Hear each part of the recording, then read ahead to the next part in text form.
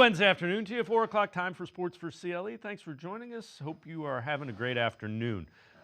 Scouting Combine in Indianapolis gets underway next week, and the debate continues. Ward or Sanders refers to who QB number one should be in the upcoming NFL draft. Browns will have the second pick overall.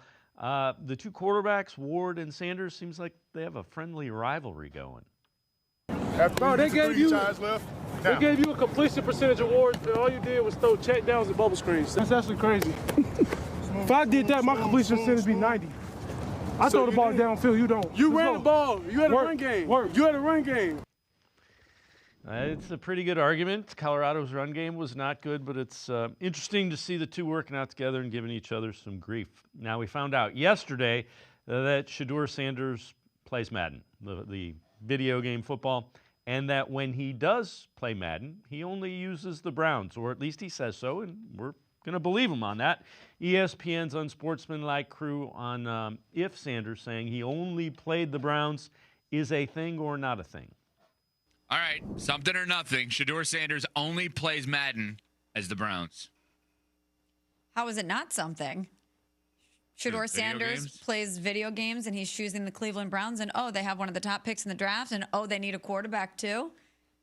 I think that's something. I think maybe even if it's subliminally him saying, yeah, maybe I'd be open to go there, because that's one of the things we had talked about is his father publicly stating that if he doesn't think it's a good football destination for his guys and Travis Hunter and, of course, his son Shedeur Sanders, that he would step in.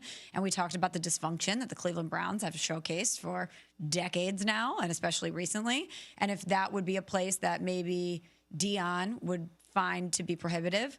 But I don't know. The fact that Shedeur publicly is like, yeah, when I'm playing video games, I'm playing with the Browns, I think that's something.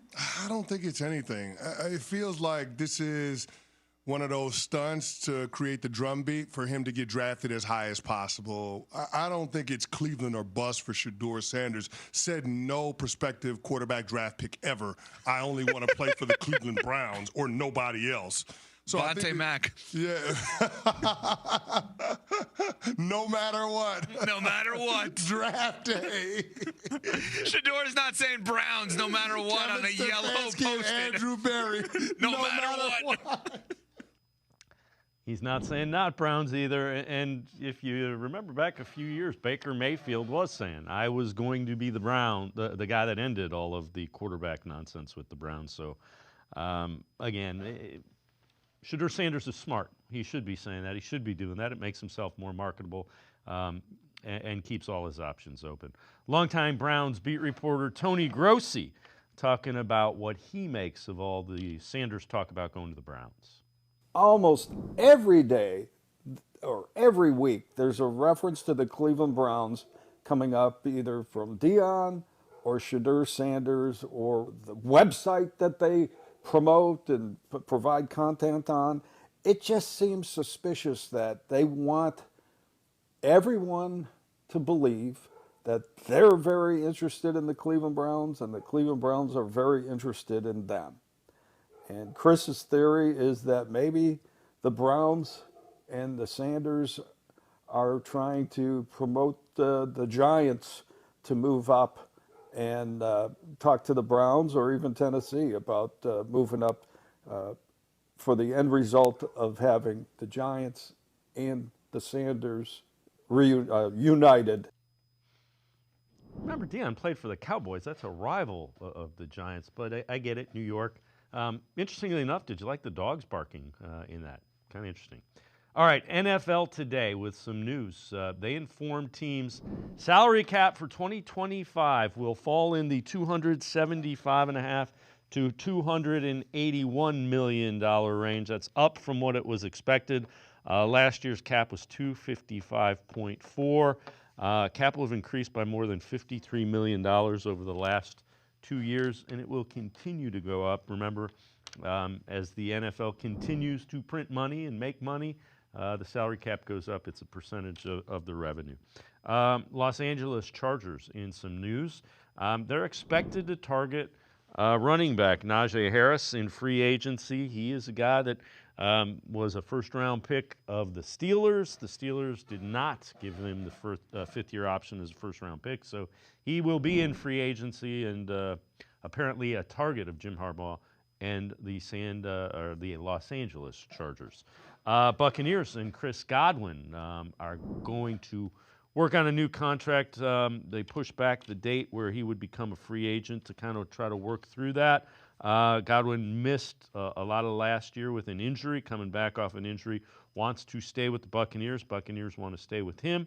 He would be a free agent, so it'll be interesting to see if they can get that done and extend his stay in Tampa Bay. Stephen A. Smith from ESPN's First Take on his thought relative to the Cleveland Cavaliers being a playoff team. The Cleveland Cavaliers, I'm watching them because the more I look at them, the more I think they could be in the NBA Finals. Agreed. Cleveland. Agreed.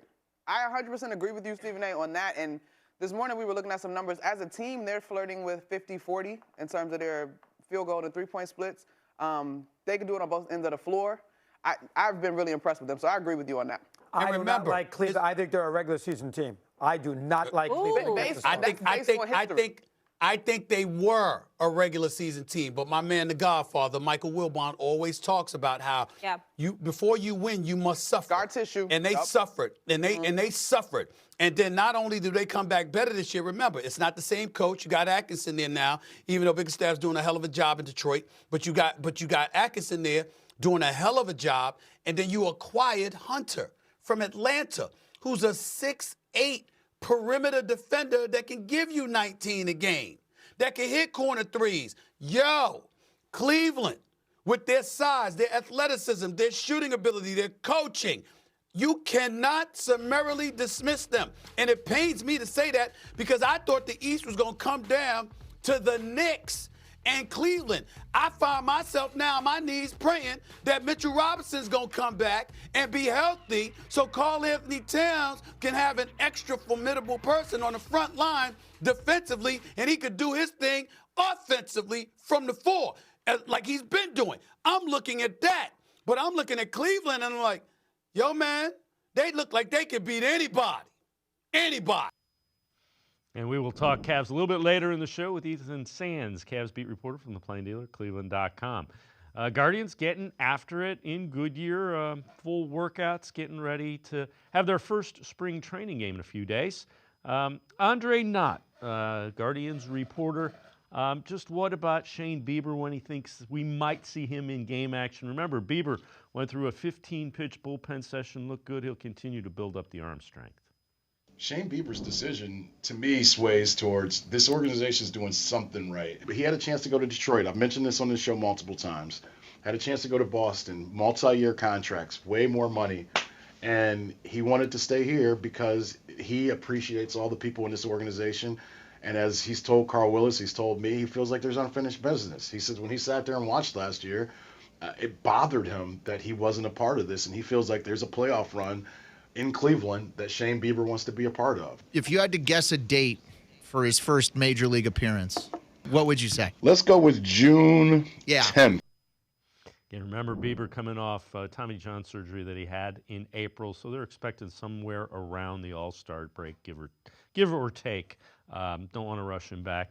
And we will talk plenty more Guardians a little bit later in the show. Paul Hoynes, Guardians beat reporter for Plain Dealer, cleveland.com, scheduled to join us. So we've set the stage. We're going to step aside, take a quick time out. Other side of the break, we're talking Browns with Casey Kinnamon from the Orange and Brown Report. Sports4CLE. I'll be right back. Stay with us. The Ohio Lottery Partners in Education program is dedicated to recognizing exceptional students, teachers, and schools throughout Ohio. Scan the QR code on screen to nominate students and teachers as Academic All-Stars and Teachers of the Month. They must be currently enrolled or teach in grades K through 12.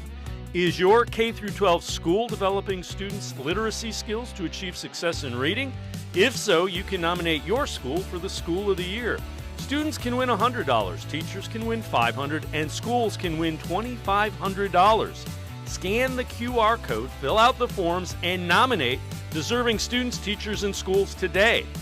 The Ohio Lottery Partners in Education program takes pride in honoring exceptional students, teachers, and schools across Ohio. Submit your nomination today. It's fun, fast, and free.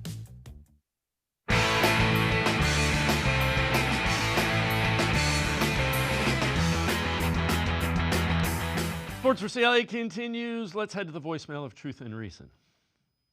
You know, the more I listen to this Myles Garrett wanting to go somewhere else. You don't want to play here, go somewhere else. We need players that want to play. And you talk about this guy, you mentioned yesterday he spent his money. If he's worried about spending money, spend it in the right area. Get rid of that coach that don't want to win. Get rid of the general manager that don't know how to manage. And I'll tell you what, he wants to save money. You don't have to pay me. I'll coach for nothing. And if he wants my itinerary, tell him to call me. You got my number. Bye. As always, appreciate all the voicemails. Let's welcome in Casey Kinnamon from the Orange and Brown Report, All Eyes on Cleveland podcast, and the Barking Browns podcast. I will say he's consistent. He wanted to fire him when they were 11-5 in a playoff team. So I can't say it's just because of one bad season. Yeah, fan is short for fanatic. You know, sometimes it's best to remember that. A lot of emotionality there. But when it comes to the Myles Garrett thing, I think people need to understand there's negative 36 million reasons why the Browns are not going to trade Myles Garrett. The second they trade Myles Garrett, they owe $36 million in dead cap. That cripples your offseason spending plan. And in fact, they want to do the exact opposite. They want to extend Myles Garrett and extend that to $60 million of spending cash. That's $96 million of a gap there. And you add to the fact that, you know, everyone magically wants to get Garrett to a contender. Well, those are teams who can't even afford Garrett as far as the compensation because their picks are from 26 to 32. You know, it's the old, you know, the Family Guy mystery box thing where it's you could get a boat or the mystery box. The mystery box could even be a boat. That's the best case scenario is that you draft the next Myles Garrett, which we know historically does not happen. So I think the people just need to wrap their head around the fact that they can't afford to trade Myles Garrett because then they won't be able to operate. And in fact, they would be firing themselves by doing so because then you couldn't field a roster that you could try to win with. Well, and there is that crew there's the thought, okay, let's trade Myles Garrett. We'll get some compensation. We'll draft Abdul Carter number 2. For all those folks, here's a cautionary tale for you. And it's what happened when the Eagles traded A.J. Brown and drafted in the first round Treylon Burks. Now, it was middle of the first round to replace him in theory. You know, big receiver. The numbers are scary. 3 years. Treylon Burks, who was thought to be a really good wide receiver coming out of Arkansas, has only played 27 games. He's got a fourth of the receptions. You see 699 yards to over 4,000 and 25 touchdowns to just 1.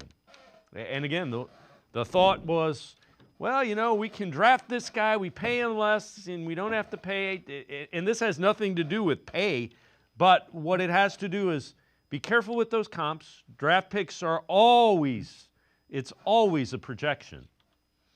Yeah, it's the reality of more than 60% of the first-round draft picks will not sign a second contract with the team that drafted them.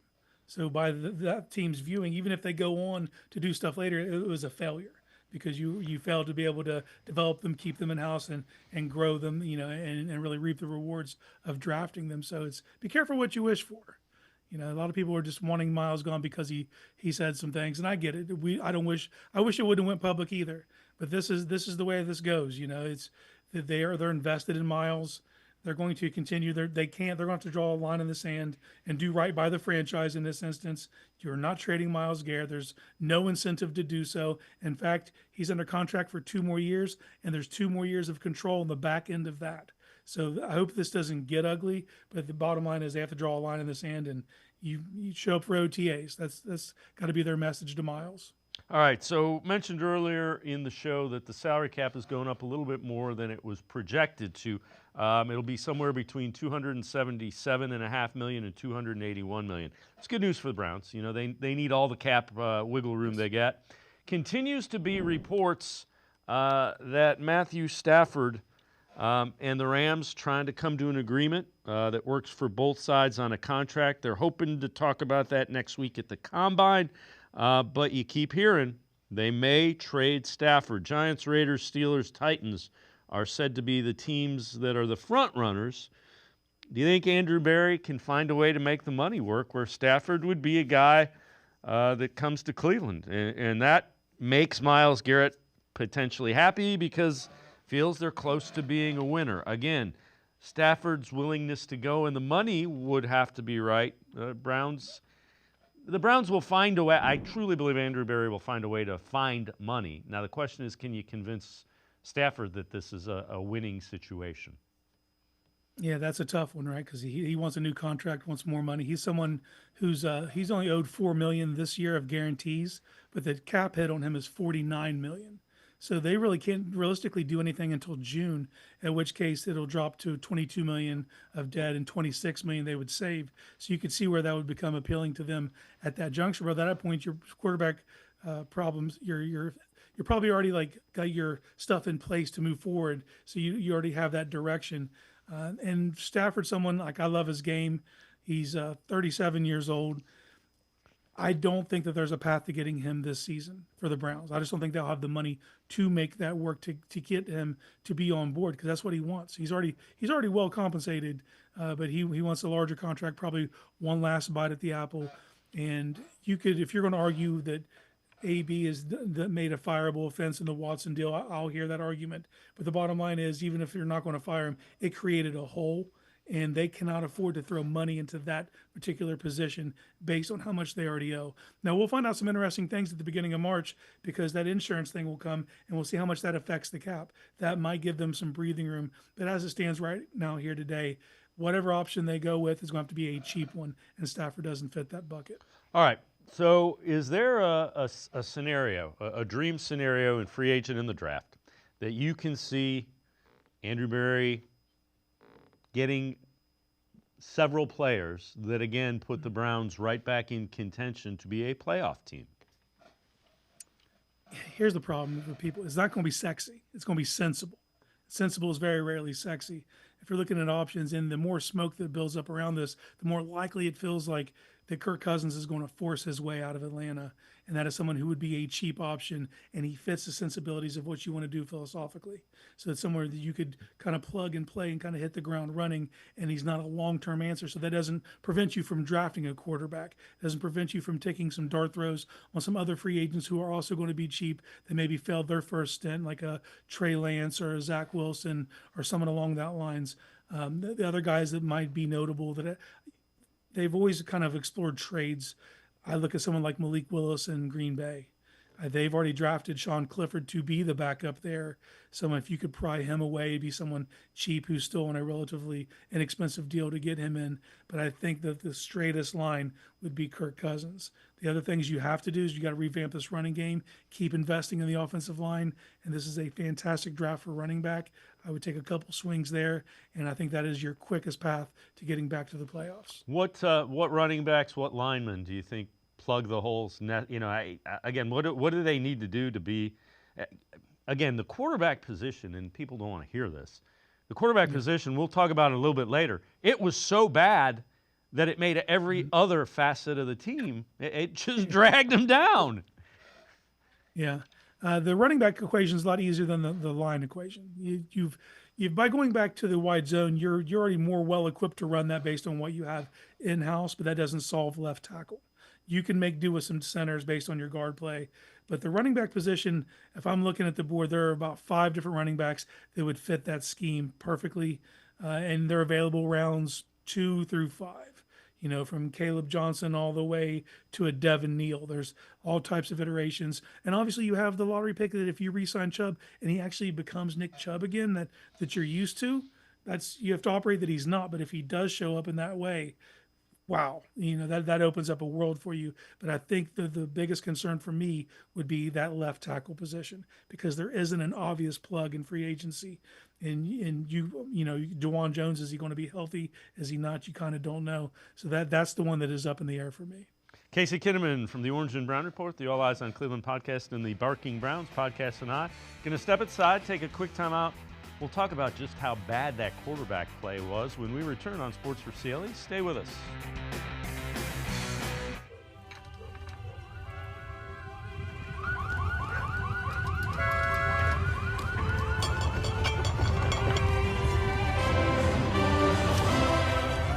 Are you ready? The Ohio Lottery is about to unleash 50 new millionaires on Ohio. Want a chance to become one? Play VIP Millions. With 50 $1 million winning tickets, it's your best chance to win $1 million ever.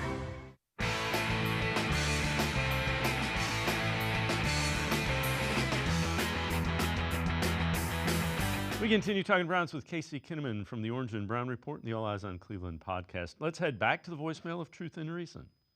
Hey, Dave, I'm from Cleveland. Real quick thing. Now, last year going into the season, we got one of the deepest rosters in the league. Now, this year, we're one of the worst in the league, and we got all these holes to fill. How's that work? We had a bad year, but all the people are still there. Same people in place it was last year. Explain that to me, Dave. All right, love you, brother, and you and the family be safe, be good, and thank you for taking my call. As always, appreciate all of the voicemails. Casey, I think the simple answer, and probably usually the simplest answer is the right answer. Roster wasn't as good last year as we thought it was preseason, and it wasn't as bad as it played last year during the season. Historically bad quarterback play, and we'll get to that in a minute, is what the problem was. Yeah, and you compound that with the injuries, which the Browns have had terrible luck 2 years in a row. I can't bank on that not continuing for a third year, but if you put that, that's a perfect cocktail for underperforming. And I refuse to believe that this is a 3-win roster. If you just look at it and you were to play the game, how many of these players would start for other teams? You'd shock yourself with how many players that are on this team would start for other teams, and some of them would start for more than half of the other teams. So that's the kind of way you got to look at this. Now there's some retooling that needs to happen, but the bottom line is you have a ton of roster cornerstones still. You have things to build around. Now you need to shift your philosophical thinking to make things fit what you want them to be going forward. But this isn't bereft of talent. There are certain rooms that need revamped, no doubt. And you just look at what the Eagles were able to do, and you look at how they're built, how they're constructed, winning from the trenches outward, and it's because they've never stopped investing in certain position groups, defensive line, offensive line. So that's keep throwing assets at those. You can never have too many of those, and then you need to start building around your skill groups. Now it all falls into place once you get the quarterback, but we're talking about just honestly competent quarterback play. That's the goal right now. And everybody wants to hit a home run. That's good. Just get on base. We need some singles here. We need someone who can keep this thing on the tracks, and then all of a sudden everything else will start to look better. All right. Along those lines, this is from Nick Shook. He writes for NFL.com. There were 59 players that started at quarterback in the NFL. He ranked them from 1 to 59. Checking in at number 32 is Jameis Winston, who is the highest rated quarterback that the Browns had. And I started 12 games. You knew he was there were some high upsides. The thing, you see it there, 13 touchdown passes, 12 picks. But again, he was the highest of the guys they started. All right, checking in after him, 51. Remember, there was only 59. So bottom 9. 51 was Bailey Zappi, who started a game. Checking in at 57, or 56, I'm sorry, I shorted him. Dorian Thompson-Robinson started a couple of games. You see the stats, they're ugly. 1 touchdown, 6 picks. Number 59.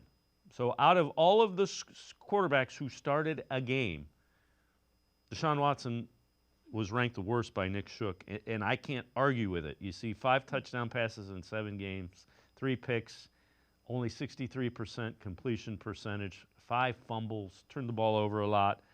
When you look at that, 32 and then 3 in the 50s, you're not going to win many games. And that's the guy that's touching the ball on every offensive play.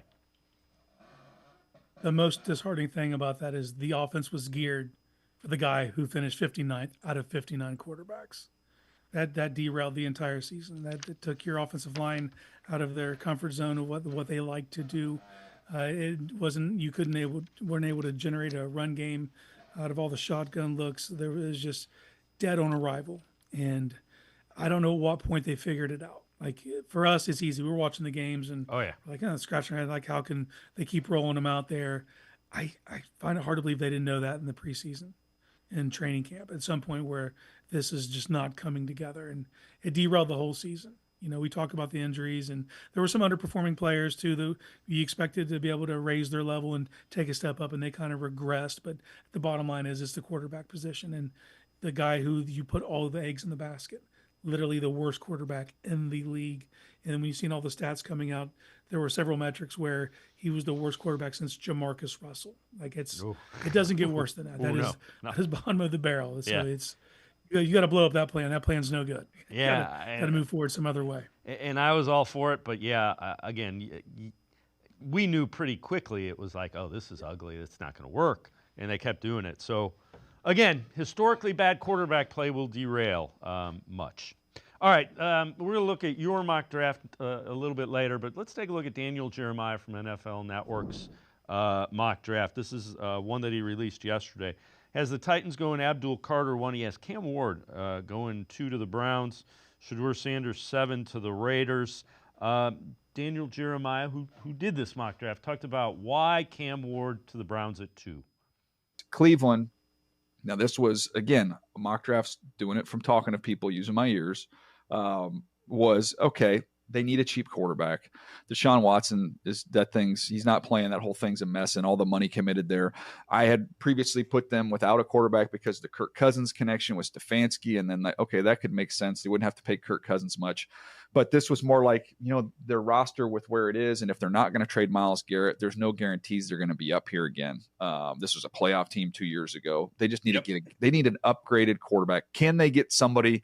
This was the phrase that was used. Can they get, Bo Nix, style upside with the player? And I think absolutely Cam Ward can eventually get to, where Bo Nix has already gotten to with the Denver Broncos. So it's a cheap quarterback, makes sense.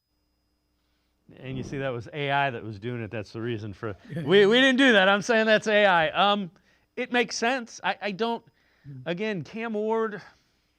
I don't know. I don't love either of these quarterbacks. I don't hate either of these quarterbacks.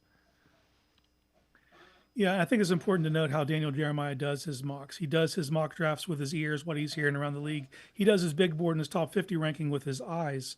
And so the mock draft 1.0 from DJ. He had Travis Hunter going to the Browns. So now he's starting to hear more smoke that the Browns are considering a quarterback at the top of this draft. So I think he just went with the quarterback he has is the highest rated. And if you look at DJ's big board, the last time he did one, he had Cam Ward as the 10th overall prospect, but going number 2 in this instance if he hears the Browns are considering quarterback. And he is the quarterback that gives you the most upside. There are some things you have to coach out of Cam Ward. That's the reality of the situation if you draft him. And I don't think there is a plug and play quarterback in this draft. And I think if you get Cam Ward, you're going to have to kind of revise his game, his footwork, take away some of his propensity for big game hunting, which that's okay when you're in the second contract of a quarterback and you're paying him all the money and you need him to carry the team. That's not what the Browns need. That's what Kevin Stefanski can't afford it. He's got to win games. It's about keeping it on the rails and operating the offense. And that's something you don't going to get from Cam Ward day one, which is disheartening when you're talking about spending the second overall pick on a quarterback that it's not just someone you're just going to hand the reins over to and let them roll. So you're still going to have to take other measures to bring guys in to kind of bring this guy along. And who knows, you know as well as I do, when you spend that kind of draft equity on a quarterback, you can say you're going to rest him the whole year and just let him learn. We know after games 4, 6, 8, at some point he's going to have to get in there and show you what he has. But it's scary when you're looking at a player with a very high ceiling, but also a very low floor like Cam Ward. All right, former NFL quarterback Tim Hasselbeck on what he sees with Ward and his lack of experience working under center. In terms of not having played under center, I think that used to be a big factor. How NFL offenses have evolved, I think that's less of a factor. You go back to when Sam Bradford was coming out, it was a big deal because most offenses in the NFL were operating a lot under center. It just hasn't been the case in terms of recent offenses. So that I don't think is an issue. What Sam says is an issue, and it was an issue for Caleb Williams as well. You do have to play in structure. No matter how good you are at creating, playing in structure is still how you have sustained success at the position in the NFL. I think that he can do that, but I think that that is an area of growth for sure. Yeah, he threw 36 touchdowns and shotgun, by the way, most in the FBS last season. The whole shotgun thing concerns me because that's not exactly what, if they are going back to Kevin Stefanski's offense, that's not a big part of it. Yeah, it's selling 50-50 ball, selling the run, turning your back to defenses, operating off play action. A lot of that is going to come from underneath the center. And it's not just Cam Ward. Cam didn't do it. Cam was at 3 different schools, played under 3 different systems. None of those systems asked him. He's from Texas, where in high school they play spread. So it's just he's never been tasked with that, and it's just the direction of college football. And I know there's a large contingent of Browns fans that I know that are kind of starting to campaign for Jackson Dart. Jackson Dart started 42 games in college. He had 30 snaps under center in those starts. It's just, they're not being asked to do it. College coaches aren't worried about developing you. They're worried about winning games and keeping their job. So they're going to do what works. But the bottom line is the NFL doesn't develop quarterbacks really. You're seeing a lot more success of guys who play a ton of college football because they're able to acclimate quicker, because you don't get a long leash in the NFL. Even if they draft you high, it's if 2 seasons and they'll look to move on from you. So it's a disservice to a lot of these kids. And for a lot of teams, it doesn't matter as much. For the Browns, who are looking to get back into that wide zone concept, play action stuff, playing under center matters. So you're going to have to get someone who can get comfortable quickly doing that. Casey Kinnamon and I are going to step aside, take one more time out. Other side of the break, we'll take a look at Casey's mock draft, Sports for CLE. We'll be right back. Stay with us. Come back to go forward. Back to learning new things. Back to pursuing your dreams. Tri-C has flexible learning options to fit your life. And every year, more than 1,000 local companies provide Tri-C students with real-world learning. The right education can boost your lifetime earning power by hundreds of thousands of dollars. Start now with a college education you can afford. Tri-C, where futures begin.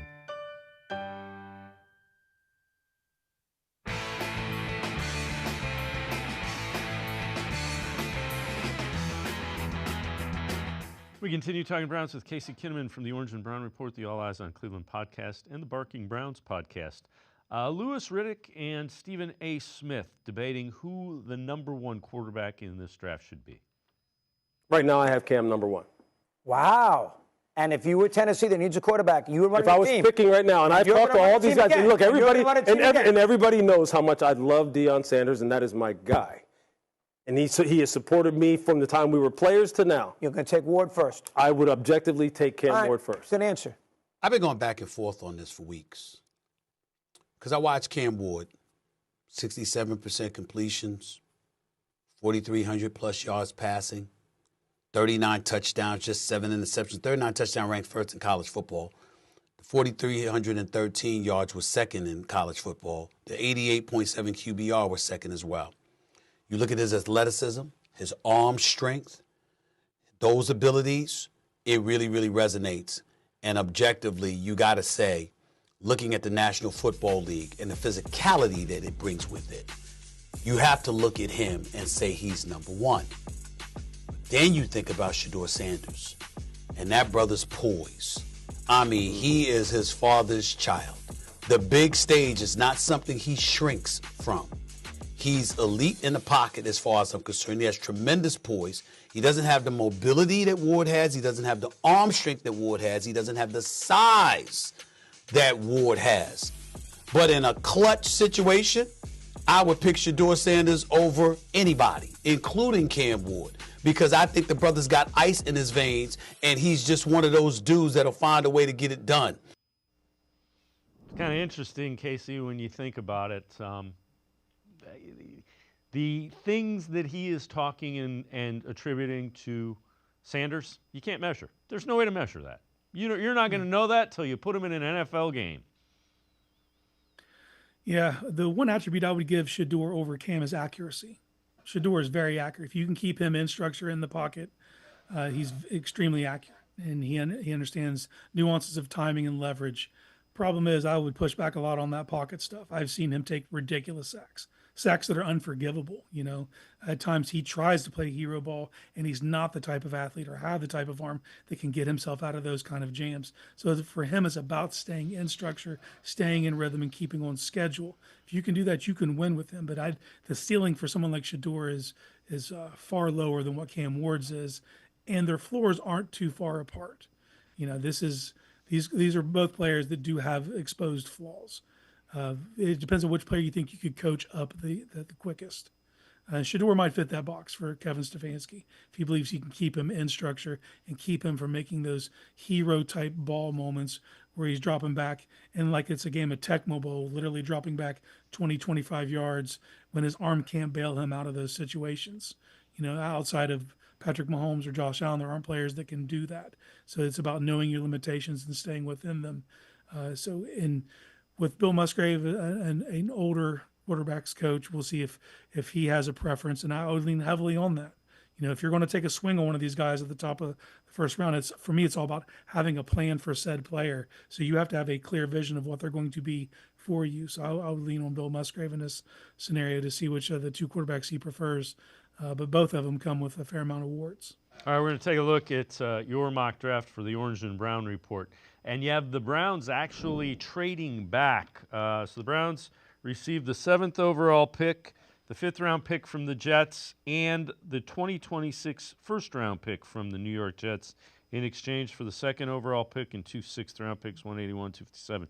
Then you have Browns going wide receiver, McMillan from Arizona, an edge rusher at 2, Mason Taylor at 3, and Will Howard in the 3rd round. And then you also have a couple of running backs, Sampson and Devin Neal. So take us through what you like about McMillan, what you think they get in him. Oh, first off, I view mock drafts as thought exercises and just given different scenarios. And then this came on the heels of the Jets saying they're not coming back with Aaron Rodgers. So it's like, okay, maybe they trade up, and this lands you back in 7. What's available at 7? Someone I view as a franchise-type wide receiver. And it's not just drafting a wide receiver for the sake of wide receiver. It's something you don't currently have in your room. Huge frame, crazy catch radius. He is such a fluid mover. Now, he's not twitchy, so he's not going to test out of this world. But when you watch him in his routes, he has no business moving as well as he does for someone of his size. And he just gives you a different element and someone that you can use in a variety of ways to get open and really be a threat in the red zone and be someone you can lean on as far as having that big body, that big presence on the outside that demands coverage. So I feel like that you get someone right there that could be a 7-year wide receiver 1 in this league. So for me, getting him at 7, it's tremendous value. I know you got an edge rusher too. Let's talk about the tight end. Let's stay on the offensive side of the ball. Tight end, what do you like about Mason Taylor from LSU? He's a 50-50 tight end. He lines up on end line as much as he does anywhere, a split or as an H-back. Son of a Hall of Famer in Jason Taylor. You can take that aside, call him John Doe. Just look at his skill set. Tremendous hands, great catch radius. He's someone who understands spatial awareness and how to really get open and expose zones. Quarterback's best friend type guy. And he's someone that I believe, any receiver, any tight end who comes into the league was pretty much tasked with being a receiver in college. It's going to take him a while to get the blocking aspects. He's more than willing. He has the frame, 6'4" and change, 250. And he's someone that I believe that if you wanted to have a succession plan for David Njoku, Mason Taylor offers you that. And 2-3 years down the line could be your starting tight end 1 and be a 11 personnel inline type guy. So you got Will Howard in the 4th round. I'm assuming that the Browns are able to do something with Kirk Cousins or said veteran to do that. What do you like about Howard, and what do you see developmentally potentially from him? Well, you start with his frame. You're looking at it, that's a huge man. That is someone who fits the AFC North prototypical size, stature. He doesn't lack arm strength. It's not his calling card. But he understands leverage. He understands pre-snap to post-snap recognition. He processes quickly. For me, that's the most important thing. If you're looking at someone that you're going to develop, you're not relying on Will Howard to come in and be your starter day 1, but he understands the progressions. He's been in multiple systems. Chip Kelly didn't take it easy on him as the season went along. He kept throwing him more, and he was able to take it. And you saw what it looked like by the end of the season. He was in full command of that offense. He brings a very good skill set for someone who I think is going to be available at the end of round 3, beginning of round 4. Whereas before the playoff run, you probably could have got him for a 5th round pick, 6th round pick. He rose his profile significantly. We'll see how he looks at the combine. I want to see him throw 15, 20-yard outs and see what kind of zip he puts on it. And hopefully he gets put in some positions where you're getting to see his arm get tested in ways that it wasn't in Ohio State's offense, because he's going to look good at his pro day. Look at the guys he's going to be throwing to. That's going to look good. I want to see him uncomfortable with guys he doesn't know and see what that looks like at the combine. All right, before I let you go, the 2 running backs, Sampson and Neal, that you have going to the Browns, what do they fill? What do you see from both of them? Sampson, the first thing is this explosivity. He has true breakaway speed. I'm not going to be shocked if he runs into 4.3s. But Tennessee's offenses, they pretty much hold your hand. He's not tasked with doing a lot, so we're going to need to see him expand. But the physical skills are there. Devin Neal is a more nuanced runner. He is someone that I've never seen a running back run with his style, where he weaponized deceleration and he gets people to overcommit, and so he'll slow down and he'll cut back at the right precise time. So it's vision, it's balance, contact balance, and he can explode. He's not a guy who has breakaway speed. He's a guy, so there's not going to be a lot of 40, 50-yard touchdown runs. He's going to get a lot of 20-yard chunk runs, though, just because of his vision and the way he can get defenses to overcommit, and he just knows when to hit that cutback lane. If you think about the wide zone, Neal, someone I'd be very excited about snagging later in the draft. Casey Kinnamon, as always, great stuff. Appreciate the time and the insight. Thanks very much, Casey. Anytime. Thanks for having me. Casey Kinnamon, make sure you check him out so you can read him in the Orange and Brown Report. He also hosts All Eyes on Cleveland podcast and the Barking Browns podcast. We turn our attention to the Cavaliers. Ethan Sands, Cavs beat reporter. Straight ahead. Stay with us. Come back to go forward. Back to learning new things. Back to pursuing your dreams. Tri-C has flexible learning options to fit your life. And every year, more than 1,000 local companies provide Tri-C students with real-world learning. The right education can boost your lifetime earning power by hundreds of thousands of dollars. Start now with a college education you can afford. Tri-C, where futures begin.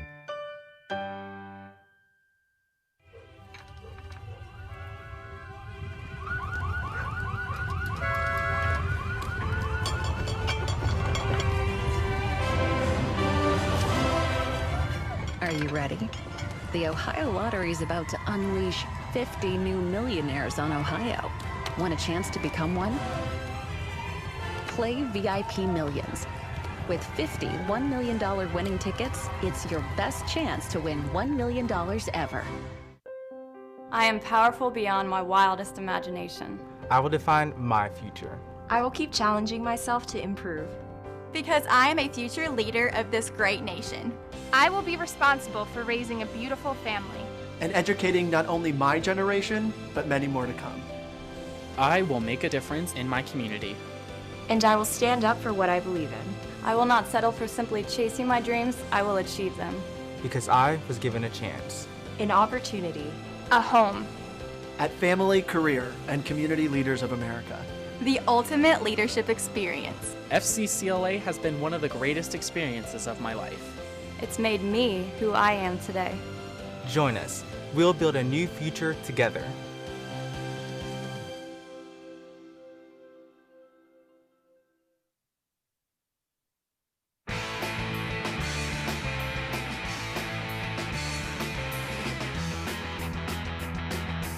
We turn our attention to the Cavaliers. Monica McNutt, NBA analyst for ESPN, talking about which team in the league has the most to prove in the second half of the season. So I'm going Cleveland Cavaliers. Here, look, Han being one of those people that will tell you, oh, this is great, but I want to see it in the postseason. This team, as a unit, flirting with 50 and 40 as far as their splits as a squad, could have easily had 4 All-Stars. Terrific both defensively and offensively, 10 inside the top 10 as far as those ratings. And we know that that metric is really, really important when you talk about potential champions. This is a team that has the potential to be an NBA champion this year. If they do it, oh my goodness gracious, like they have a ton to prove if they can make that happen. Let's welcome in Ethan Sands, Cavs beat reporter for the Plain Dealer, cleveland.com. So Ethan, I know you've addressed this on a Wine and Gold Talk podcast. How far have the Cavs come relative to the playoffs, do you think, from last year? And will it be enough come playoff time?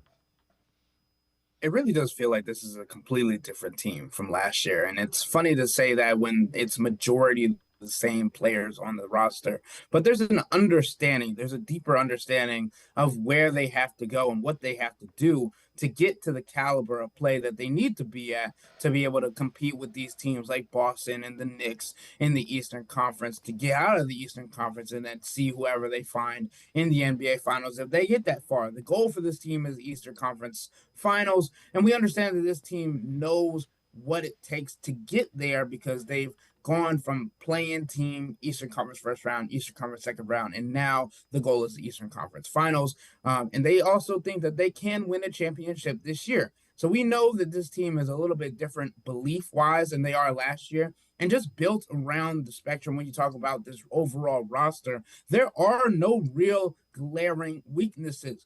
That's the biggest thing when it comes to this team is they address their biggest weakness when it comes to getting DeAndre Hunter in the rotation, and the 6'8" wing and the good defensive versatility allows him to keep up with guys on the Boston Celtics, Jason Tatum, Jaylen Brown, New York Knicks, OG Anunoby, Jalen Brunson.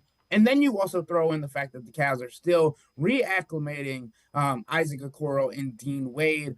It's just going to be a lot of fun to see the different lineups that the Cavs and Kenny Atkinson gets to play with in the second half of the season.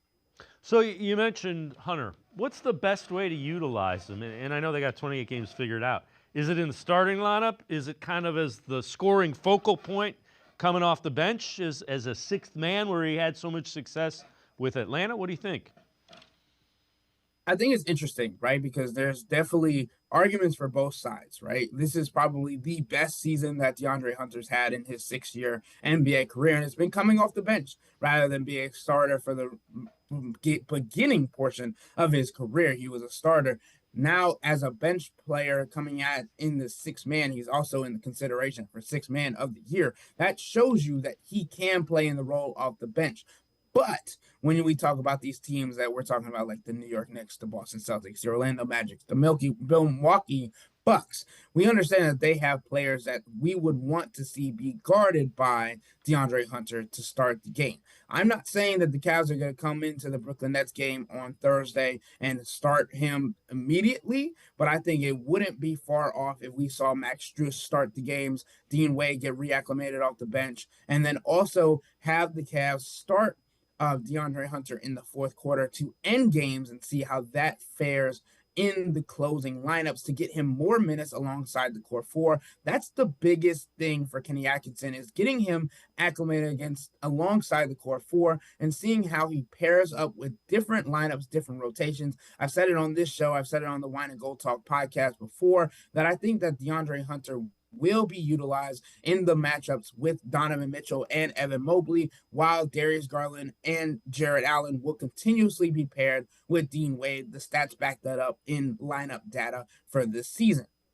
All right. So I definitely think, the Cavs, they have a couple of open roster spots. We got some news how they're going to fill one. At least it's a 10-day contract. So they've agreed to a 10-day contract with Naquan Tomlin. He's playing in the G League with the Cleveland Charge, so Cavs know him really well. Averaged over 24.6 points, 55.4% shooting, 38.7 from three-point range, 8 rebounds, 2.5 assists, 2.2 blocks in his last 5 for the Charge. You can see a big guy that can shoot threes. What do you think of Tomlin, and do you like the 10-day contract deal? Obviously trying to get a feel for him. I mean, obviously the Cavs had to make a move by Thursday, to add another roster spot to be at the 14-player minimum for the league. But I definitely think Naquan Tomlin, as I've mentioned on this show before, that I think he was the best option for the Cavs in this setting, because it not only gives a reward to a player who had a tumultuous journey to the NBA, right? He went undrafted and he's played his butt off in the Cleveland Charge with the G League. And you just got to see him do a lot of different things. When we talk about a 6'10" player that can shoot the ball, that can drive to the rim, that can dunk the basketball, that can be a lob threat as well. You see a guy that could fit into this Cavs rotation really, really well if there weren't so many players ahead of him. So we understand that this was a move tactically made by the Cavs and Kobe Altman, of course, because they needed a player to make that 14-man roster. And we understand that they have had a recent history in the seasons that they've had before that they've allowed players from the G League to be rewarded with these kinds of contracts. And it does give a chance for them to rest players if need be and see what they have with him. But I would not be surprised if he doesn't get many NBA minutes, but I also won't put it past the Cavs to have him as a backup center, because we obviously know Jared Allen and Evan Mobley are ramping up for the playoffs and going to get a majority of the 48 minutes at the center position. All right, before I let you go, 28 games left in the regular season. Biggest challenges for Kenny Atkinson in those 28 games? Again, it goes back to DeAndre Hunter and acclimating him, right? Because he is such a focal point when it comes to this team and how he is the player that they went and got to ascend their championship aspirations. And because of acquiring him, they understand that they think that he is the person to take them over the hump to get them to the Eastern Conference Finals. So what matchups does he look best against when it comes to defensive end? Where does he match up best when it comes to rotations for Kenny Atkinson? And how does that fare with all the rest of the players and how that changes their minutes and their minute allocation? Because we know that's been a big part of the success of this Cleveland Cavaliers team. What does that mean for Max Strus, Isaac Okoro, Dean Wade? Does Max Strus now come off the bench and be used more as a two guard with the shooting guard coming in off the bench later into the season? We'll have to see. Where does Dean Wade and DeAndre Hunter fit in? Do they get to play together? What lineups does Kenny Atkinson get to work with? Because we know him as kind of a mad scientist. So you think of all the different lineups that you can put together. Darius Garland, Dean Wade, DeAndre Hunter, Evan Mobley, Jared Allen. It's kind of a huge wall defensively, with Darius Garland being the offensive hub for them on that end of the ball to get things started playmaking wise. I think there's a lot of different options that they can use, but Kenny Atkinson cannot wait until the playoffs to figure things out. The next 28 games will come down to figuring out what lineups work best and how he will be able to make the rotations and the roster a little bit smaller going into the playoffs, because we know he's been using 10, 11, 12 guys. It will get smaller in the playoffs, probably around 10 guys each night, maybe even smaller than that. Ethan Sands, as always, great stuff. Appreciate the time and the insight. Thanks very much, Ethan. Thanks for having me. Ethan Sands, make sure you check him out. Cavs beat reporter for the Plain Dealer, cleveland.com. Always insightful Cavs coverage. We're going to step aside, take a quick time out. We head out to Goodyear, Arizona. Paul Hoynes, Guardians beat reporter for the Plain Dealer, cleveland.com. Straight ahead, stay with us. Full Court Maction is a half-hour devoted exclusively to men's and women's basketball from across the Mid-American Conference. Hello, everybody. I'm Dave Bacon. Join me at 6:30 Tuesday nights, and we'll meet the coaches and players from the Mid-American Conference who are making an impact in basketball. Full Court Maction will spotlight the top plays and performances from all across the Mid-American Conference, with some historical Maction as well. Catch Full Court Maction Tuesday nights at 6:30 on Rock Entertainment Sports Network.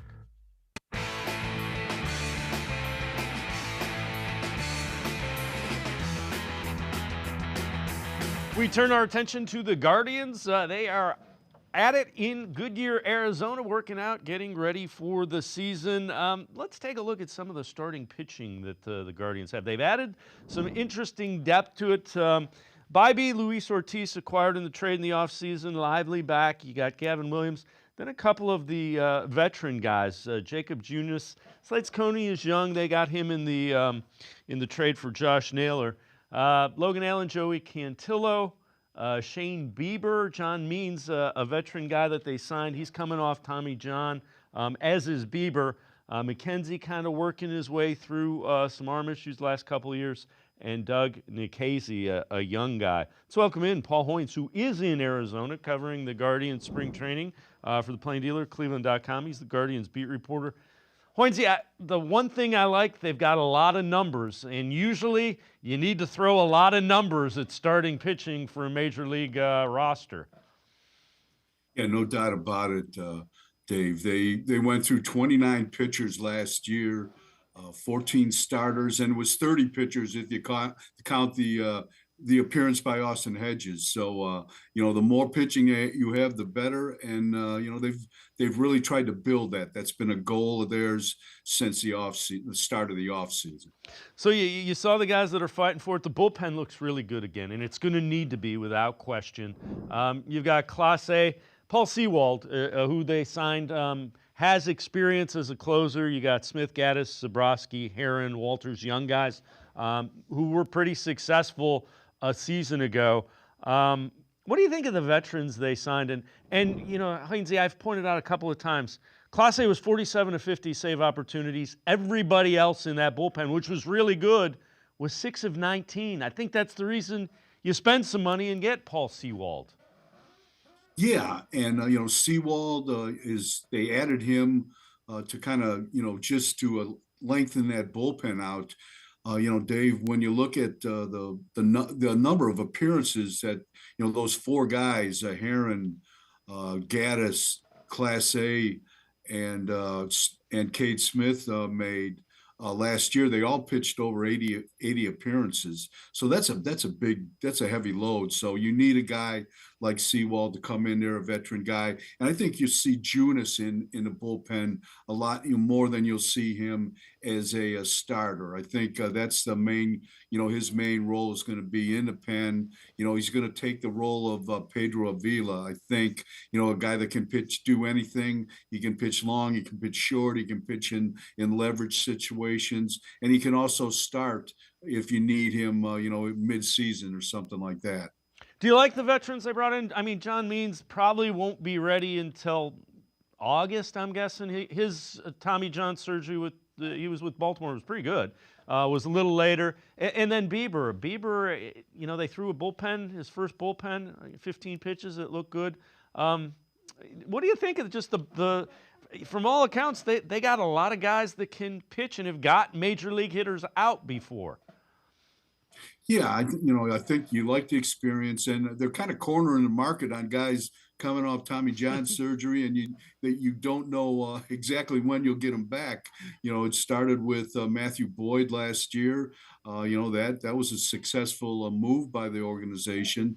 They got Boyd right at the end of his rehab from Tommy John with the Tigers, and he pitched very well for them with down the stretch and in the postseason, and he turned that into a 2-year, $29 million contract with the Cubs. So when it's stuff like that happens, it's like a drumbeat throughout the big leagues. The injured pitchers are going to look where to the organizations that perhaps can turn them, can help them and create a second career for them. And I'm sure that's what Bieber and John Means are doing. What do you think about Ortiz? That's an intriguing guy, young guy who kind of was a split guy. Started some, pitched in the bullpen, but was really good when given the opportunity last year for the Pirates. Yeah, he really, moved into the rotation after the All-Star break full time. He's a big guy, Dave, big, 240, 250 pounds. He's been out in Goodyear here for most of the winter. They've been, Stephen Vogt has been very impressed with him. I think when they made the deal, the first thing out of Chris Antonetti's mouth was he's going to be he's a member of the rotation right now. So that has to tell you something. All right. So Stephen Kwan talked earlier about his approach to this season and what he wants to see from the Guardians and his teammates 2025.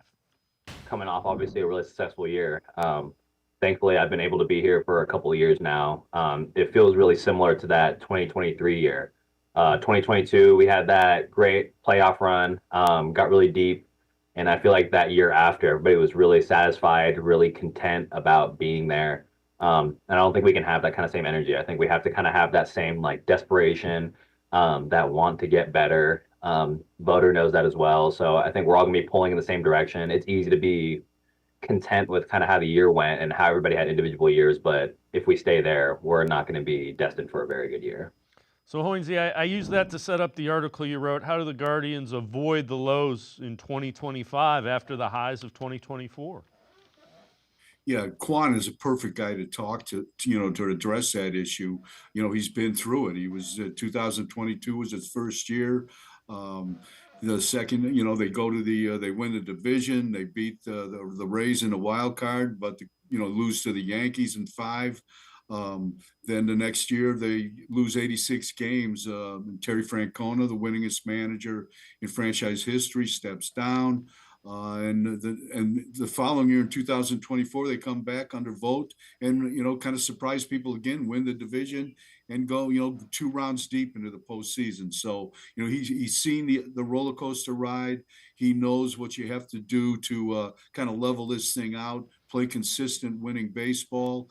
And I think, people are going to look to him to kind of show the way because, this is only his 4th year in the big leagues, but he's kind of a leader on the ball club with, they're still probably the youngest team in baseball. So, people look to him and he's a leadoff guy. He's a Gold Glove left fielder. He went to the All-Star game last year. He has a lot of things going in his direction. So as full squad workouts get going and we get into spring, what are some of the things that you're paying attention to and some of the biggest questions you think Stephen Vogt, second-year manager, has to answer this year? Yeah, I think, obviously they got to find a second baseman. They've got to, they've got like 4 or 5 candidates here. So, you watch that and you can't really tell too much in the workouts. At least I can't, but I'm sure they're taking notes, a lot of notes, and film and video and everything else. But we'll get to see more in the games. I think as the games unfold, you get to see who's playing more, who's hot, who's not, who can play defense, that kind of thing. So yeah, that's a main focus, I think, at second base and filling out that rotation like you were talking about earlier, Dave. They've got to find 2 or 3 guys that can that follow Bieber, Lively, and Ortiz. When you look at some of the younger players that you think could earn spots and could earn playing time if they do well this spring, who are some guys that come to mind in that realm for the Guardians? Yeah, I mean, I think you probably, I think, you would think, Brito's got a shot. It all depends. All these guys, Brito, Arias, Tyler Freeman, and Daniel Schneemann, they can all play 6 or 7 different positions. So I don't know how many utility guys you can carry, but those are some of the guys that are going to fill out the bottom part of that roster. I think the 26-man roster. What about right field? You have Brennan and you do have Noel Jahansky. But what about Chase DeLauder? That's a guy that tore the cover off the ball last spring, got hurt again. A lot of Guardians fans thought, maybe he was going to. Is this the spring? If DeLauder can stay healthy and tears the cover off the ball again, he could earn some playing time? Oh yeah, I think so. I think all roads lead to DeLauder in right field. We saw him last year hit 520 in spring training, 4 home runs, double digits in RBIs. The problem with him, he's got to stay healthy, and he hasn't been able to do that. And this is a guy, Dave, that really hasn't played a whole lot in the minor leagues. So you really don't know. I would think that he would open the season at AAA. They'd like to get him going, get him on a roll, and then perhaps bring him up mid-season. They've done that before, but we'll have to see. But the big thing with him is staying healthy, staying on the field, because if he does that, he's going to put up some numbers. Yeah, I think it was 33 games 2 years ago, 54 or 57 last year. So he hadn't played a lot of professional baseball. What do you think, before I let you go, what concerns you the most about this roster? When you look at it, what do you look and go, man, they need this this needs to take off and go well? You know, I still think, they made a big jump in power last year. 2 years ago, they hit the fewest home runs in the big leagues. Last year, I think they were kind of middle of the pack in the American League. Power is still a concern to me. They traded Josh Naylor, 31 home runs, 108 RBIs. Who's going to replace that? They brought in Carlos Santana. He's looked good at the early part of camp, but he's going to play at 39. Is he really going to, be able to step into and fill the void for Naylor? The power and the ability to score runs is probably my main concern, and also the starting rotation. The starting rotation kind of concerns me. They got around that last year with a good bullpen, but they're going to have to stabilize that rotation. Paul Hoynes, Guardians beat reporter for plain dealer cleveland.com from Goodyear. Thanks so much for taking the time to join us. Appreciate it, Hoynesy. No problem, guys. Thank you. Paul Hoynes, make sure you check him out. Great Guardians coverage, pages of the plain dealer cleveland.com. He is in Goodyear, Arizona with the Guardians. It's going to do it for this edition of Sports for CLE. We'll see you back here tomorrow at 4 o'clock. Have a great night, everybody. See you tomorrow at 4 on Sports for CLE.